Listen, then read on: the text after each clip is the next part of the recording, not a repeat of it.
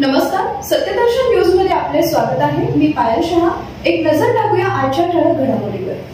67 फूट लांबीचा लघुग्रह वेगानं पृथ्वीकडे झेपावणार, अंतराळीय घटनेबाबत नासानं दिला इशारा। नासाने एका मोठ्या अंतराळीय घटनेबाबत इशारा दिलाय। लवकरच 67 फूट लांबीचा एक लघुग्रह तब्बल 16,490 मैल प्रति तास या जबरदस्त वेगानं पृथ्वीकडे झेपावणार आहे।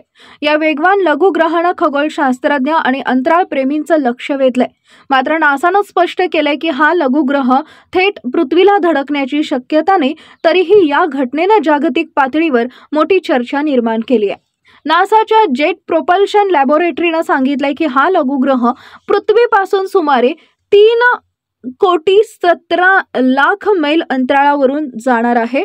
तरी हा लघु प्रकल्प पृथ्वीसाठी धोका नसला तरी त्याच्या प्रचंड वेगामुळे आणि आकारामुळे त्याचं सतत निरीक्षण केलं जात आहे। नासा सतत अशा नियर अर्थ ऑब्जेक्ट्सवर लक्ष ठेवतं जे पृथ्वीपासून 1.3 खगोलीय युनिट्सच्या आत असतात। यासाठी अत्याधुनिक तंत्रज्ञान, रडार सिस्टीम आणि ऑसिरियस IX सारख्या स्पेस मशीनचा वापर केला जातो। लघुग्रह 2025 CA2 हा अशाच अनेक लघुग्रहांपैकी एक आहे जो पृथ्वीच्या जवळून जाणार आहे।